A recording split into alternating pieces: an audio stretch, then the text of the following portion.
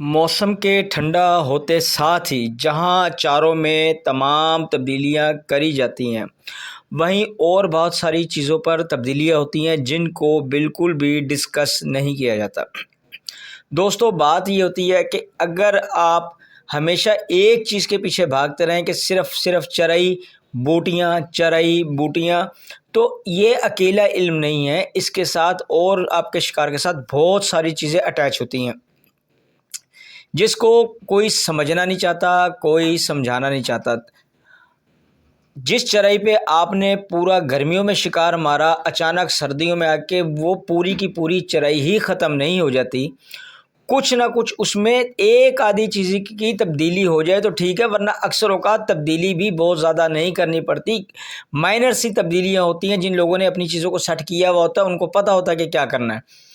अब गर्मियों में जब आप दोस्तों ने सब ने शिकार मारा तो उस वक़्त एक सीक्वेंस होती है। सीक्वेंस ये होती है कि जब आप अपने रॉड्स या अपनी हैंड लाइन से आप शिकार खेल रहे होते हैं, उसके लिए जो भी आपके फ़िशिंग टूल्स हैं जिनको आप इस्तेमाल कर रहे होते हो, यूज़ कर रहे होते हो, उस वक़्त मछली उनको खींच कर ले जाती है।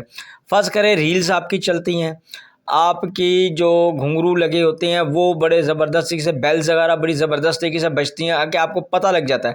डमरा जंप करता है, थैला गुलफाम डोरें खींच खींच के भाग रहा होता है। उस गर्मी के मौसम में जहाँ आम रूटीन में मृगल डोर को फ्लड कर देती है, लेकिन वो भी बड़ी ज़बरदस्त टिका के जनाब खींच खींच के चालें करा रही होती है। अब हम वही ख्वाहिशात रखते हैं विंटर में, सर्दियों में, कि जनाब अभी ये डोर जो है हमारी यहाँ से खिंचेगी और दाना लगेगा। हालांकि पॉइंट के ऊपर मछली आई हुई है, मछली बोल रही है, हल्की सी उसके ऊपर लूपिंग हो रही है, आप देख रहे हैं कि लूपिंग हो रही है, लेकिन हर बंदा दूसरे बंदे को कहता है यार ये कोई चाल तो नहीं है, ये अभी निकाल के ले जाएगा, अभी भाग जाएगा। भाई वो गर्मियाँ थीं, ये सर्दी हैं। अब इस सर्दियों में आपको लूपिंग के ऊपर चाल को पकड़ना ही पकड़ना है। बड़े से बड़ा दाना हो, चाहे वो 5 किलो का हो, 10 किलो का हो, वो सर्दियों में ज़्यादातर लूपिंग कर रहा होता है। कम चांसेस होते हैं कि मछली फ़ौरन लगते साथ भागे, कि हर दाना आपको लगे और निकलते ही भाग जाए डोरे लेके आपके, ऐसा नहीं है। जिसके कांटा हुक हो जाए वो लेकर दाने को निकलता है, भागता है डोर को। लेकिन जिसको लूपिंग ही करनी है सर्दियों में, आपके सामने है चाल कितनी बारीक हो जाती है। बारीक चाल इसी को बोला जाता है कि यार बड़ी बारीक चाल थी, बड़ी चाल के ऊपर हाथ रखना था।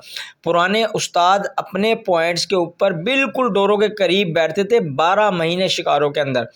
वो जो दाने लगते थे ना, वो तो जो डोरें निकलती थी बकाया वो उनको हुक कराया करते थे लूपिंग के ऊपर।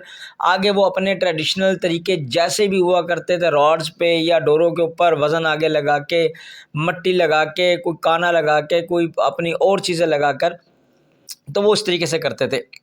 अभी हम तमाम चीज़ों को चेंज कर देंगे, पूरे अपने चारे चेंज कर देंगे, हुक बेट्स चेंज कर देंगे, कांटों का साइज़ छोटा कर देंगे, बारीक कर देंगे, डोरों को तब्दील कर देंगे, हर चीज़ को तब्दील कर देंगे। लेकिन उसी चराई के ऊपर हम जो है ना बिल्कुल ये समझते हैं कि बेकार हो गई। हालांकि मछली उस पर भी आती है, मछली उसमें भी आपके चारे को पकड़ रही है, लेकिन पहले ले लेकर भागती थी, अब वो मुंह में लेके बैठी है, उसको बस लूपिंग कर रही है, बिल्कुल सुस्त हो जाती है, स्लो सिस्टम उसका हो जाता है बिल्कुल।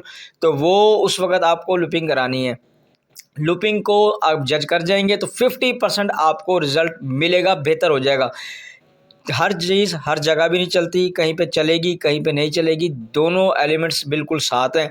लेकिन ये एक तरीका बिल्कुल कारगर आजमूदा तरीका है, ये आज का तरीक़ेकार नहीं है, ये बहुत पुराने तरीक़ेकार हैं जो बहुत पहले से चलते आ रहे हैं। लेकिन अब जिद्दत की वजह से और नई नई चीज़ों से और नई नई फार्मूलेशनों की वजह से हम इन चीज़ों को पस पर्दा छोड़ चुके हैं। लेकिन ये आजकल भी आपके शिकार को चार चांद लगा